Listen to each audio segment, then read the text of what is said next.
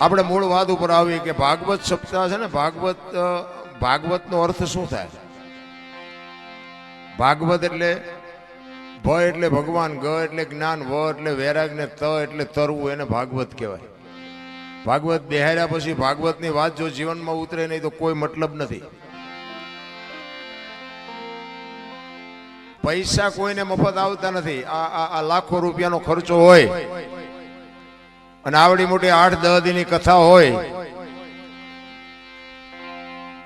અને 10 દી આનંદ કરીને ખાઈ પીને હિલોળા કરીને વ્યાજવાની એક સાંટો માઇલ પર ન પડે તો શું કરવાનું? કોઈ મતલબ નથી રાખતા. અમે તો આ બધે પ્રોગ્રામ કરવા જઈએ ને અમને એમ થાય કે આટલી બધી ભક્તિ દુનિયામાં ફાટી નીકળી છે તો બાબુ સુધારો કેમ નથી થતો? બધા આને ખબર બધાને છે. કથા ને સપ્તાહ ને ભજન ને ધૂન ને મંદિર ને પ્રતિષ્ઠા ને માતાજીના માંડવા ને તમે જુઓ તો એમ થાય કે આખી દુનિયામાં નકરો વૈરાગ ફાટી ગયો. તો બગાડ કેમ નથી અટકતો? હું તો આટલા બધા બેઠા છું ને તમે તો બધા એજ્યુકેટર માણસો. હું તો એક ગામડાનો નાનો એવો માણસ છું, નાનો એવો ખેડૂત છું. તમે બધા ભણેલા ગણેલા હશો, રૂપિયા વાળા હશો, જે હોય તે. તમે હેઠા બેઠા છો, હું આ ઉપર છું. આ વાત એમનામ સમજાય એવું જ નથી રામ. આના માટે સદગુરુ જોવે. આવડી મોટી કથા બેહાડી છે, જીવનમાં ઉતરે નહીં તો બાપુ કોઈ મતલબ નથી. એક રામકથા બેહાડી હોય, રામકથા આખી દુનિયાને ખબર છે રામાયણ શું કહે છે. પણ રામાયણની વાત તો એકની એક જ છે. શું સાંભળીને કામ હોય? અયોધ્યા નગરી દશરથ રાજા 4 દીકરા વનમાં ગયા. રામ ને સીતાજીને રાવણ લઈ ગયો. રામ હનુમાન ન્યાય ગયા. રામે રાવણ ને માર્યો ને અવતાર્યા પાછા. વાત તો આવડી આજ છે કે બીજું કઈ? તો શું સાંભળ કરવાનું? બીજું કઈ કામ જ નથી. આ સાંભળવાનો મતલબ શું? આખી દુનિયા એક મોરારી બાપુ જેવા આપણા કથાકાર હોય તોય ભલે, અને એક નાનો એવો કથાકાર હોય તોય ભલે.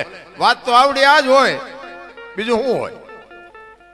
અને આ કથાઓ સાંભળવાથી આપણો ફાયદો શું? આપણને મતલબ શું?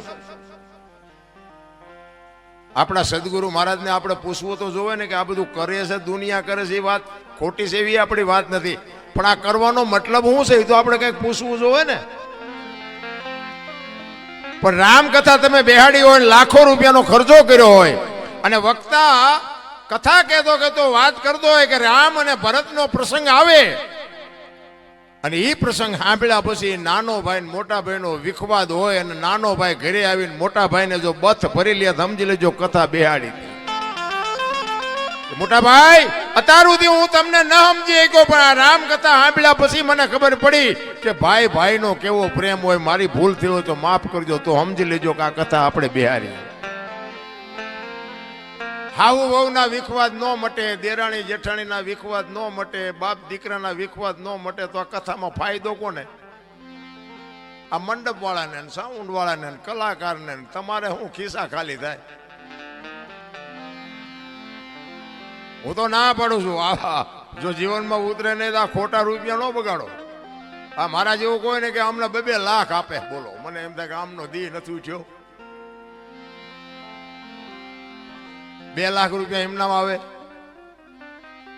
કોઈ નહીં મારા જેવું ચોખ્ખું નહીં કે નકર આવી રૂપિયાની આવક હોય ને કોઈ આવું ઉઘાડું બોલે. બીજી વાર એમ કે ને કે આને ન બોલાવાય. પણ હું તો સત્ય કહું છું બાપુ. 10ની નોટ છોકરાને ન આપી શકતા હોય ને અમને તમે 2-2 લાખ રૂપિયા આપો અને જીવનમાં તમને ન ઉતરે તો બાપુ દુનિયાનું કાંઈ વળે નહીં. કહેવાનો મારો અર્થ એ છે કે એક સપનું માણસનું સાકાર કરવા માટે આવડી મોટી જો ઝંખના હોય કે આપણે ભાગવત સપ્તાહ કરવી છે, ખરેખર ધન્યવાદને પાત્ર છો. એમાંય આટલી બધી સંખ્યામાં જ્યારે મને, જો કે આ ગામમાં મારે કોઈ પરિચય નથી, પણ રણમલપુર વાળા ત્રિશાલભાઈ મને રાત્રે ફોન કર્યો કાલે. નકર આજ મારે કોઈ હિસાબે મેં કહ્યું 5 લાખ આપે તો મેં કહ્યું આજ જવું જ નથી ક્યાંય. મેં કારણ કે આજ તમને જે લાગતું હોય ખાચું ખોટું જે હોય માનો એ. બાકી આજ મારી 9મી રાત છે. 28 તારીખથી હળંગ છું, આમ 23 તારીખથી. છતાંય એક લાગણીના તાંતણે બંધાઈને ત્રિશાલભાઈ મારે એવો સંબંધ, એટલે મારા રવિભાઈ છે એની યારે મારે એવી મિત્રતા હું કાંઈ બોલી જ ન હોય. બીજા હોત તો ગોળીઓ પાત, પણ હવે ગોળીઓ પાય એવું હતું નહીં. મેં કહ્યું જે ભગવાન કરે મેં કહું હાલો જી આવી. એટલા માટે એમાં આ બેનું છે ને, બેનુંને તો ખાસ કહું, કારણ કે જરૂર છે ને બેનુંને જોકે સુધરેલા જ છો, બગડા હું તમને શું સુધારું, પણ ફેશન બેશન માપે માપે કરજો. એ બધું જોવું છું ને એટલે મને દુઃખ થાય છે. એટલે તમે સારા કપડાં પહેરો કે વાપરો છો એનું દુઃખ નથી, પણ બાબુ તમને દુનિયા સારી દ્રષ્ટિથી જોતી નથી. મારા જેવું તમને ચોખ્ખું કોઈ નહીં કહે. ફેશનની માપ રાખજો. રામાયણ છે ને, રામાયણ એક લક્ષ્મણ રેખા, તમને રામાયણનો દાખલો આપું. લક્ષ્મણ રેખા કે સીતાજી ઓળંગી ગયા અને રાવણ હરણ કરી ગયો. રામાયણ એવું કહે છે. તો તમે એવું માનો છો કે સીતાજીને શક્તિ નહોતી? રાવણની એવી તાકાત હતી કે સીતાજીને લઈ જઈ શકે?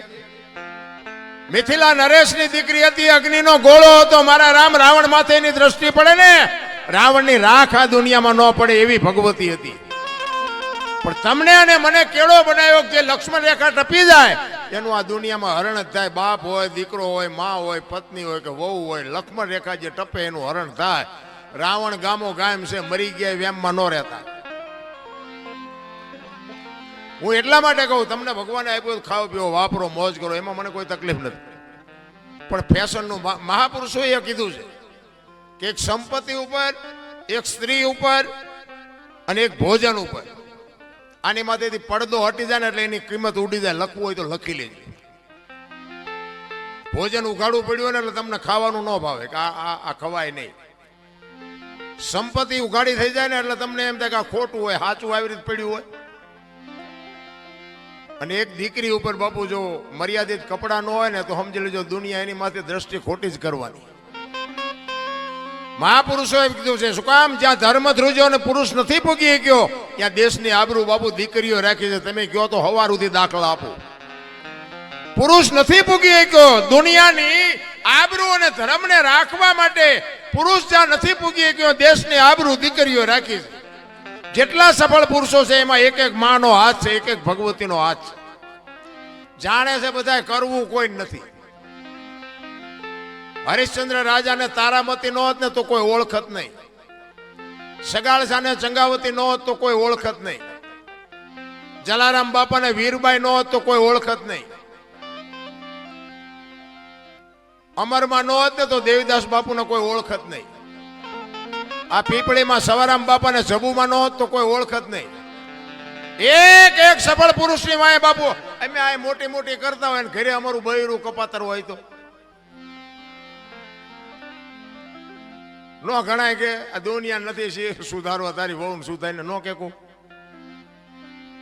આ તમે અમને આમ હાથની હથેળી રાખો, હલો જમવાના, હલો ચા પીવાના, હલો ગાડલા ને ખાટલા ને બધું કરો. તમે એમ કોઈ આવ્યા હોય મારા ઘર બાજુ અને હું એમ કહું હાલો હાલો, અરે ચા પાણી રોટલા સિવાય જવાય? અને હું આમ ડેલામ લઈ જાઉં અને રહોડામાંથી હાણેશું લોટા મંડે ઉડવા, મારે ચિંપા જવું? અરે હારું માણા ન હોય તો જીવવાની મજા ન આવે. ભલા માણા હગો હારો નો હાપડે, મિત્ર મળે જો લબાડ, પત્ની મળે જો કભાર જાતો હેળે જો ઉતાર. ત્રણે પખા મોળા હોય તો ગિરનારમાં વ્યૂ જવાય. જીવવાની મજા જ ન આવે. ભલા કોઈ મતલબ નથી રામ. હું તો એમ કહું, પતિની વાત જો પત્ની સમજી શકે ને પત્નીની વાત પતિ સમજે કે તો જ બાપુ વાય પેટી હારી થવાની. બાકી તો સેટલાઈન આપણે જોઈને તો આપણને એમ થાય હારું આમનું હાલતું ચમ હશે. કોઈ મતલબ જ નથી રામ. તમે વિચાર કરો, હરિશ્ચંદ્ર રાજાએ તારામતીને વેચ્યા ને, એમના ગુરુ મહારાજનું દેણું. બાપુ સતયુગ હતો, જો તમે વિચાર કરજો. સતયુગમાં હરિશ્ચંદ્ર રાજાને બૈરું વેચવું પડ્યું. ઇતિહાસ બોલે છે, આપણે હતા નહીં તેથી. અને આ બધું છે ને બધા આપણે શાસ્ત્રોના સંતોના આધારથી આ બધું બોલી જો બાપુ. આમાં સાચું હોય રાખજો ને ખોટું હોય ડિલેટ મારી દેજો. કોઈ ફોન બોન ન કરતા. હા, આ તો અત્યારે મીડિયાનો માધ્યમનો સમય છે. વળી એમ કે હા ક્યાં બોલ્યા, આવું ક્યાં હતું જ નહીં. પાછા ઘણા એમ કે કેમ જાણે હરિશ્ચંદ્ર વખતે ઈવડાઈએ હોય. કેટલાય લોહી પીવે છે અમારું. હરિશ્ચંદ્ર રાજાને પોતાની પત્ની વેચવી પડી સતયુગમાં.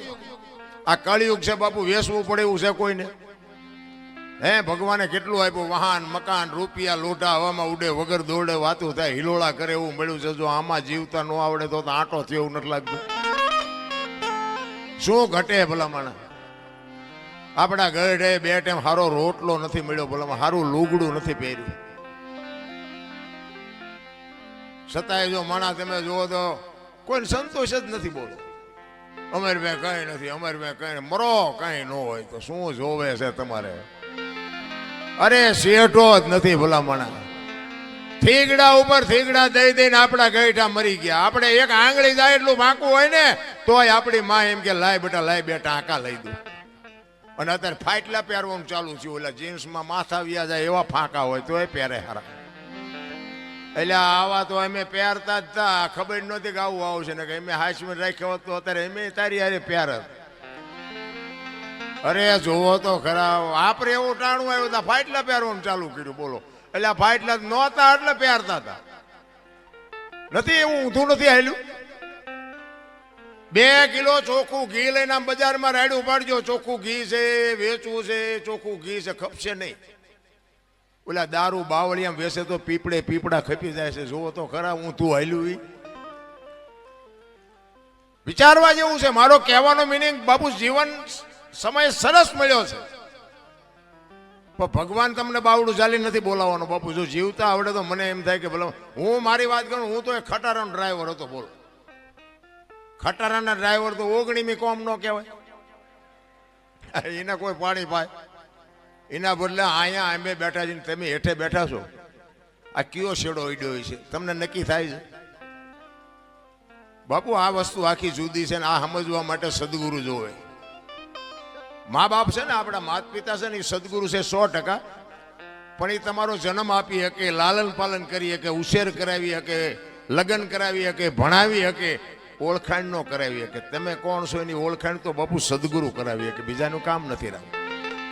સદગુરુ જ્યાં સુધી ન મળે ત્યાં સુધી તમને તમારી ઓળખાણ ન થાય. અને તમારી ઓળખાણ ન થાય તો સમજી લેજો તમે માણાના અવતારમાં એક કૂતરું આવીને વીવી ગયું ને એમ તમે વીઆઈ ગયા. મીરાએ કીધું આત્માને ઓળખ્યા વિના લખ 84 નહીં મટે, તમારી ભ્રમણા ભાંગ્યા વિના ભવના ફેરા નહીં મટે. આપણી ગત ગંગા છે ને, જેસલ તોરલ રૂપાદે માલદે કતીબજા હુરમબાઈ લાખો લોયણ જતો ભગત ખીમડીયો કોટવાલ ડાલીબાઈ રામદેવજી હાલો હુરો વણવીર ઢોંગો નિરલ કુંભો, આ બધા ગતના ગોઠી હતા ને. એમાં સ્ત્રી હતી, પુરુષ હતા, અમીર હતા, ગરીબ હતા, તમામે તમામ સમાજના હતા. બાપુ ખોળિયા જુદા હોય ને જીવ જો એક થઈ જાય ને તો મરદા તો અત્યારે બેઠા થાય. ઈને ગત ગંગા કહેવાય. પણ ભજન એમના સમજાવું. હું તમને એક જ વાત કહું, ભોળાનાથ નો દીકરો કે ગણપતિ નું માથું ભોળાનાથે કાપ્યું અને હાથીનું લગાડ્યું એમ કે ને બધા ફોટામાં જોઈ, મૂર્તિમાં જોઈ, શું થયું? એ ભોળાનાથે માથું કાપ્યું અને હાથીનું લગાડ્યું. બધા આપણે મૂર્તિમાં ફોટામાં જોઈ ને, તો હું એમ કહું છું પેલું કાપ્યું ત્યાં જ નહીં પડ્યું હોય, હાથીનું શું કામ ચોંટાડ્યું છે? આ કોઈ ભણાવતું નથી એટલે તમે અમને સાંભળો છો. કાપ્યું હોય તો અહીંયા જ પડ્યું હોય ને, તો ઈ નો ચોટાડી શકે ને. હાથીને કાપીને અને હાથીનું માથું ફીટ થાય, માણસ શરીર ઉપર માથામાં ફીટ થાય, હાથીનું આવડું હોય. હવે આ 4 આંગળની જગ્યા હોય, માથે ફીટ થાય. એટલે આ બધું છે ને અટપટું છે. ચિત્તની શાંતિ, મનની પ્રશંસા, દિલની દાતારી, ગુમડાની રોજ અને ટાઢિયા તાવની ટાઢ આટલું માલકુરથી આવે. ભજનનું ઊંધું છે. ગુમડું થયું ને, ગુમડું એને દવા લગાડવાની હોય ઉપરથી મટે માલપાથી, એટલે નથી સમજાતું. તમે બધા કરોડપતિ છો, તમે મને બોલાવો? કોઈ નથી બોલાવે એવું બાપુ. પણ આ અંતરના ઊંડાણની કોક વેધુને કરાય વાત, આને સોરે નો સિતરાય સિતની વાતું શંકરા. અમારે ઘણું કેવું છે, પણ કહેવાનો મારો મિનિંગ ઈ છે કે માં હોય મોટે બોલું માં, એ હાથે નાનપણ સાંભળે. એ મલક બધાની મજા પછી કડવી લાગે કાગડા. એ આ જનેતાને હું એટલા માટે કહું છું, આ દીકરીઓને મારે કહેવાનો અર્થ એટલા માટે છે કે તમે એમ કહો ભગવાન મને હારો દીકરો દે, હારો દીકરો દે. શું અહીંયા ગોદામ છે? હે અહીંયા દુકાન છે? હારા દીકરા બાપુ માં સંસ્કાર આપે તો જ હારા દીકરા થઈ શકે, બાકી એમના તમે હારો દે એમ કરી મેળ ન પડે. પણ હું તો બહેનોને ખાસ વિનંતી કરું, હાથ જોડીને કહું, હું કોઈ સલાહ દેવા તમને આવ્યો નથી, અને મારી સલાહ તો શું મારી લાયકાત હતી હું તમને સલાહ આપું. પણ મારો કહેવાનો, મારી વાતની અમુક બાપુ નોંધ કરજો અને એનો અનુભવ કરજો. હું કોઈ પાવરની વાત નથી કરતો, પણ તમારે સારા સંતાન જોઈને તો મારી એક જ ભલામણ છે કે ઉદરમાં સંતાનનો વિકાસ થતો હોય અને જન્મ થયા પહેલા રામાયણ ને ગીતાના 5-5 પાના વાંચજો. જો આપને સંતાન થાય એવું આ ટેકો દેવું દીકરો ન થાય તો બાપુ મારું નામ તમે જોડો ઘા કરજો. હારા દીકરા તો થાય. મારા વહુ હારો ભેગા પાણી પૂરી ખાતા હોય તો અહીંયા કઈ હારા વાઈટ ન હોય દીકરાની. એ તો ઠીક છે, પછી કહેવાનું હોય અમુક એ ભગવાન એકાદો દીકરો દે, અમે દીકરા વગીરના છીએ. તો અમુક એમ કે હે ભગવાન આના કરતા ન દીધો હોત તો સારું હતું. આપણે એમ કે હારા આવે આ દીકરા હાઈવે ફાયદો છે કે નો હાઈવે ફાયદો છે. ભગવાન ભાઈ બાપુ માગજો એકાદો દીકરો, પણ એને કહેજે કે ગોપીચંદ ને ભરથરી જેવો કા દીકરો આપે, ગંગા સતી પાનબાઈ જેવી દીકરી આપે, હાથ પેઢીઓના નામ ઉજળા કરી દે રામ. એટલા જ માટે કહું છું બાપુ, દીકરીઓનું સમર્પણ છે બાપુ, એનો ત્યાગ છે. માનું બાપુ છે ને પદ ટોચે છે. 9 મહિના મા બાપુ ઉદરમાં સંતાનને રાખે, એનો જન્મ આપે, એનું લાલન પાલન કરે, બેહતા બોલતા ખાતા પીતા બધું માં શીખવે, અને વાય નામ બાપાનું લાગે. બોલો, માનો ભોગ છે એટલો બાપનો નથી. આખી દુનિયાને ખબર, એમાં હું આવી જાઉં ને મારે લાગુ તો પડે જ ને કે મને તો એમ થાય કે માએ જે સમર્પણ કર્યું છે એ બાપે નથી કરેલું, તો આની વાય માનું જ હોવું જોઈએ, બાપનું ન હોવું જોઈએ. પણ માએ ત્યાગ કરી દીધો કે આની વાય એના બાપાનું રાખો. કોકે પૂછ્યું કે પણ તારો આટલો ભોગ અને બાપનું નામ શું કામ? કે આ કદાચ કપાતર પાકે અને કોથળીઓ તોડીને ધૂળીમાં માથું ગાલીને પડ્યો હોય, કોક એમ કે કોનો છે, ફલાણી માનો છે, એમ કે છે મારા ખોળી આમ જીવ નહીં રે, 9 મહિના ઉદરમાં રાખ્યો, મારું કાળજું ફાટી જાય, એની વાય એના બાપાનું રાખો. આને સમર્પણ કહેવાય. અને હારા દીકરા છે ને એ માન ખબર છે કે આની વાય મારું જ રખાય. હારા દીકરાની વાય જનેતાનું છે.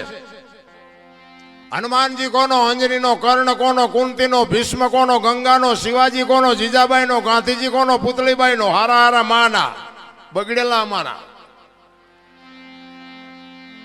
માં છે ને ઉપર બેઠી બધે ધજા, મહારાસુર, પાવાગઢ, ચોટીલા બધે જ્યાં જાવ ત્યાં માં ઉપર બેઠી. શું કામ? મારા સંતાનની નજર રહે એટલા માટે. બાપા બધા ભોંયરામ છે, ત્રંબકેશ્વર ને રફાળેશ્વર ને ભોંયરેશ્વર ને રિયા સલમુદા બે માન બાપમાં ધરતીનો. હું તો એમ કહું કે જનેતા જો જીવતી હોય તો એક વાગ હાનનું ટાણું હોય અને માં બેઠી હોય એની પાસે જઈને કોક દીક પૂછજો, માં મારો જન્મ થયો તેથી તને વેદના કેટલી હતી બાપુ? કોક દીક પૂછજો તો તમને માની વેદનાની ખબર પડે. રામ, હું કોઈ ભલામણ નથી કરતો, આવા માંડવા નાખો, મંદિર બનાવો, આ કરો તે કરો, હું કોઈને કહેતો નથી. મારો પ્રોગ્રામ ગમે ત્યાં હોય ને હું મારી એક જ હાથ જોડીને વિનંતી કે માન અને બાપને બાપુ જાળવજો. માન બાપ જેવા ભગવાન આ દુનિયામાં ક્યાંય કોઈ છે જ નહીં. અને તમારા મા બાપને તમે નહીં જાળવો ને તમારી પ્રજા તમને નથી જાળવવાની લખવું અહીંયા લખી લેજો. તમારા માત પિતાથી તમે છો, મારા માત પિતાથી હું છું. માત પિતા તમે ચૂકી ગયા સેવામાં, એટલે સમજી લેજો કે તમે કરોડ રૂપિયાના આસામી હોય તો બેકાર ધૂળ કહેવાય. કારણ કે મને ને તમને આપણા જન્મ વખતની ખબર નથી કે માએ શું વેઠ્યું છે. એ વેદનાની જો આપણને ખબર હોય ને તો આ માવડીઓ રોટલા વગરની આટા નો મારતી. લાખો રૂપિયા ને કરોડો રૂપિયાના દાન આપે ને ઘરે માન બાપ જો રોટલા વગરના વરાળું કાઢતા હોય, જિંદગીમાં નો ગાડી હાલે. રામ, 40 લાખની ગાડી લઈને નીકળે, વાયલી સીટમાં જોવો કૂતરો બેઠો હોય. બોલો, લબરક કરતો. હવે આમાં માને બાપાને બેહર્યા હોય તો અરે અમને સારું જોડું નથી જડ્યો, અમારો દીકરો કેવી ગાડીમાં ફેરવે, જિંદગીમાં કાંટો ન વાગે. કાંટો રામ કરવાની જરૂર આ તો કે તમને ન ખબર પડે, તમને એમ જ કરે. બોલો, એટલે આ નહોતી ખબર એટલે 100 વીઘા રાખી હતી, તું 10 વીઘાના ઉલાળિયા મીઠો કરવા. અમને ખબર છે પણ જાવું ક્યાં? અરે મારા રામ, માન બાપે તો આપણા જીવન માટે દેહના કોથળા કરી નાખ્યા, કોથળા ભલામણ. મારો દીકરો, મારો દીકરો, મારો દીકરો. અરે શું માન બાપે બાપુ તમને ને મને સમર્થ. એક જનેતા પોતાના ઉદરમાં 9 મહિના રાખે, એને આમ હાલતી હોય, માં ચાલતી હોય તો બાપુ આમ ઉતાવળો પગ ન મૂકે બાપુ, પોતાના સંતાનની તકલીફ ન પડે એના માટે રહી અને આમ પગલાઓ ધીરે ધીરે ભરતી હોય.